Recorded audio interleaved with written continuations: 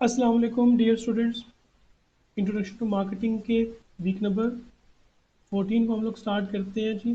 और 40 वीक में हम लोगों ने प्राइसिंग स्ट्रेटजीज जो हैं वो हम लोगों ने पढ़नी है कि कौन कौन सी प्राइसिंग स्ट्रेटजीज कंपनीज फॉलो कर रही होती हैं अपनी प्रोडक्ट्स को मार्केट में सेल करने के लिए और कस्टमर्स तक पहुंचाने के लिए। सबसे पहले बच्चों हम लोग आउटलाइन देखते हैं जी। इस वीक में आज की लेक्चर में हम लोग पढ़ेंगे कि नई जो प्रोडक्ट होती है उसकी प्राइसिंग कैसे डिसाइड की जाती है। नई प्रोडक्ट के बाद हम लोग डिस्कस करेंगे कि जो प्रोडक्ट मिक्स होता है उस प्रोडक्ट मिक्स की जो प्राइसिंग स्ट्रेटजीज होती हैं वो किस तरीके से मैनेज की जाती हैं। फिर प्राइस में हम लोग कभी कभी डिस्काउंट्स दे रहे होते हैं, प्राइस को कम ज़्यादा कर रहे होते हैं, एडजस्ट कर रहे होते हैं प्राइस को। तो उस प्राइस की एडजस्टमेंट की जो हमारी पॉलिसी होती है, स्टेटमेंट्स स्ट्रेटजीज होती है वो देखेंगे। फिर प्राइसेस के अंदर जो चेंजेस आती है उसको हम देखेंगे। और उसके अलावा पब्लिक पॉलिसी एंड मार्केटिंग देखेंगे कि गवर्नमेंट जो है उसकी कौन कौन सी पॉलिसीज़ होती हैं, मुल्क की जो इकोनॉमी होती है या रेगुलेटरी अथॉरिटीज़ होती हैं, जो इंस्टीट्यूशंस होते हैं वो किस तरीके से प्राइसेस को कंट्रोल करते हैं कि ऑर्गेनाइजेशंस जो हैं वो मोनोपोली ना बना ले, वो कार्टल्स ना बना ले ऑर्गेनाइजेशंस एक मार्केट के अंदर किसी भी प्रोडक्ट की प्राइस के हवाले से। तो कुछ ना कुछ गवर्नमेंट के और जो पब्लिक पॉलिसीज़ होती है वो भी हम लोग थोड़ा बहुत डिस्कस करने की कोशिश करेंगे। तो सबसे पहले हम लोग पढ़ेंगे कि नई प्रोडक्ट जो होती है, जो न्यू प्रोडक्ट होती है, वो प्राइसिंग कैसे कर रही होती है। तो बेसिकली जो नई प्रोडक्ट होती है उसमें दो किस्म की मार्केटिंग स्ट्रेटजीज फॉलो करते हैं। एक स्ट्रेटजी जो होती है उसको हम लोग कहते हैं मार्केट स्किमिंग, और एक होती है मार्केट पेनिट्रेशन। ठीक है जी। मार्केट स्किमिंग और मार्केट पेनिट्रेशन। जब आपने कोई नई प्रोडक्ट लॉन्च करनी होती है या आपने कोई प्रोडक्ट किसी नई मार्केट में लॉन्च करनी होती है, तो उस वक्त नई प्रोडक्ट के लिए या किसी नई मार्केट में कोई पुरानी प्रोडक्ट अगर लॉन्च करनी तो वहाँ पे भी नई प्रोडक्ट बन जाएगी उस मार्केट के लिए भी। तो उस पर जब आप एंटर कर रहे होते हो तो आपने दो तरीके की स्ट्रेटजीज चूज करनी होती है। हम लोग वन बाय वन पढ़ेंगे मार्केट स्कीमिंग को और उसके बाद फिर मार्केटिंग पेनिट्रेशन को। मार्केट स्कीमिंग क्या चीज़ होती है? मार्केट स्कीमिंग का मतलब क्या होता है? ये एक ऐसी स्ट्रेटेजी होती है जिसमें नॉर्मली जब इनिशियली कोई प्रोडक्ट लॉन्च कर रहे होते हैं तो उसकी प्राइस ज़्यादा रखी जाती है। ठीक है जी। मार्केट स्कीमिंग एक ऐसा तरीकेकार होता है ऑर्गेनाइजेशंस में प्राइस को डिसाइड करने के हवाले से कि जिसमें जो प्राइस होती है उसको हाई रखा जाता है।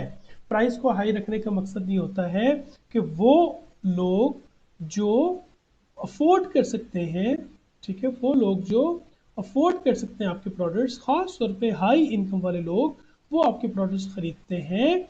और ये तरीकेकार होता है जिसमें हम लोग नॉर्मली लो वॉल्यूम के अंदर प्रोडक्ट बेचेंगे, लेकिन जो मार्जिन ऑफ प्रॉफिट होता है वो हमारा बहुत ज़्यादा हो जाता है।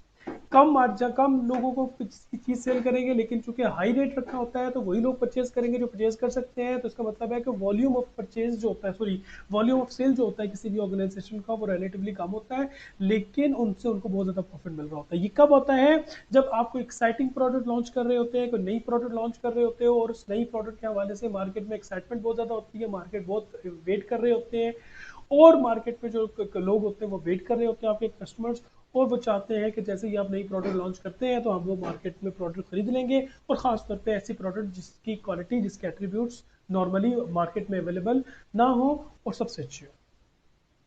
ठीक है जी। पहले इसको हम लोग डिस्कस करेंगे, फिर मैं आपको एक एग्जांपल दूंगा जिससे हम लोग इसको मजीद क्लियर अंदाज में समझ सकेंगे।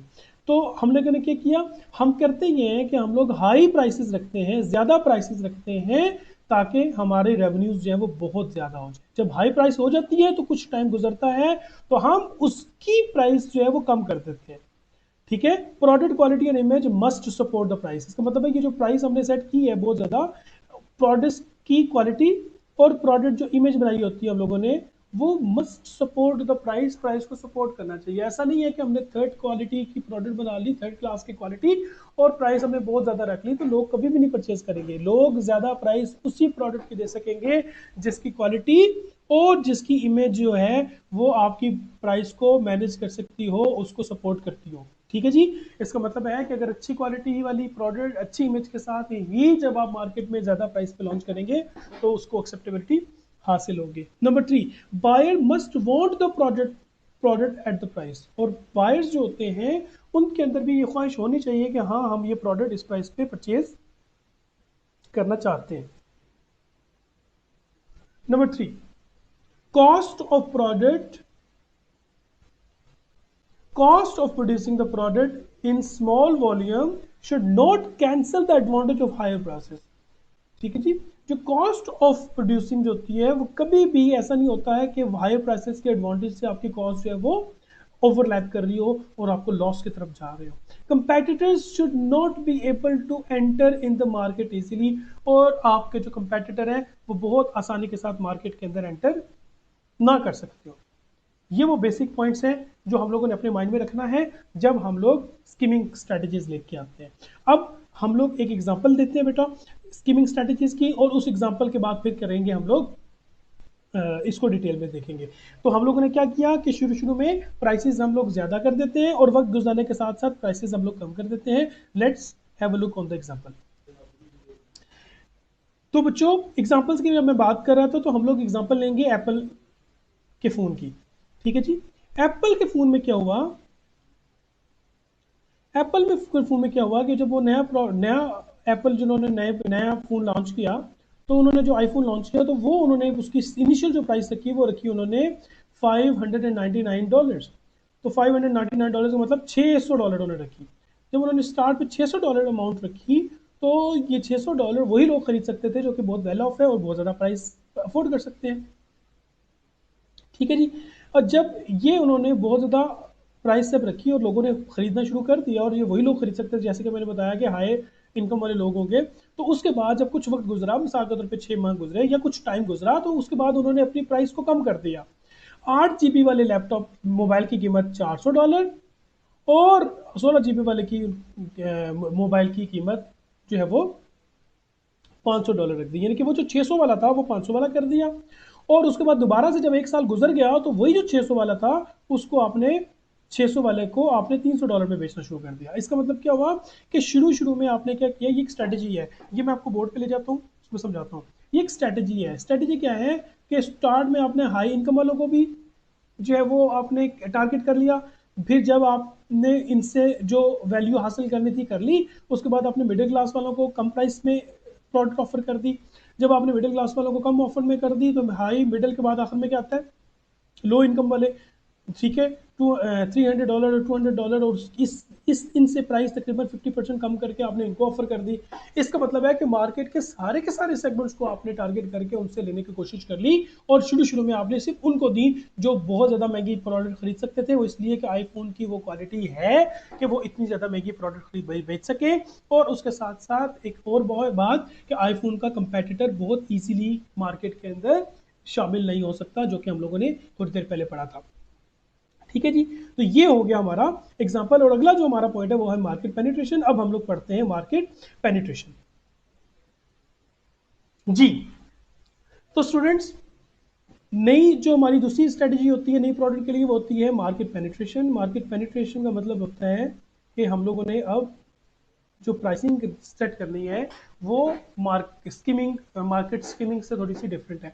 डिफरेंट कैसे होती है, ये उन प्रोडक्ट्स के लिए होती है या ये उन कंपनीज के लिए होती है जिन मार्केट्स के अंदर ऑलरेडी बहुत किस्म की कंपनीज मौजूद होती हैं। मिसाल के तौर पे कोई एक मार्केट जिसमें ऑलरेडी 3 से 4 कंपनीज मौजूद हैं और आपकी 5th कंपनी है जो इसी मार्केट को सर्व करने के लिए जा रही है। तो इसका मतलब क्या हुआ कि अगर आप हाई प्राइस रखेंगे, ज़्यादा प्राइस रखेंगे, तो ज़्यादा प्राइस आपकी कभी भी एक्सेप्टेबल मार्केट में नहीं होगी। वो इसलिए कि आपसे कम प्राइस में देने के लिए 3 से 4 कंपनीज ऑलरेडी मौजूद हैं जो आप ही वाला क्वालिटी लेवल आपसे कम प्राइस में दे रहे हैं। तो अभी जो आपका पर्पस है वो ये है कि आप भी उन 4 कंपनीज के साथ एक 5वीं कंपनी बन जाए जो कि मार्केट में पेनिट्रेट करें, जिसका एक मार्केट शेयर हो। तो आप अभी चाहते हैं सिर्फ इतना है कि आप पेनिट्रेट कर सकें मार्केट में घुस सकें, मार्केट में एंट्री कर सकें।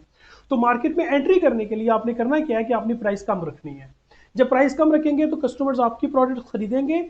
ठीक है, जब खरीदेंगे तो उसके बाद फिर आप कंपटीशन के अंदर आ जाएंगे बाकी 4 कंपनीज के साथ, किसकी प्रोडक्ट अच्छी है और किसकी प्रोडक्ट जो है वो अच्छी नहीं है। तो शुरू में हाई प्राइस नहीं रखनी, शुरू में आपने प्राइस कम रखनी है। यहाँ पे क्या करना है कि एक ऐसा तरीका होता है जिसमें हमने इनिशियली लो प्राइसेस हम लोग सेट करते हैं इन ऑर्डर टू पेनिट्रेट करने के लिए मार्केट के अंदर जाके लोग अट्रैक्ट होकर हमारी प्रोडक्ट्स खरीद रहे हैं।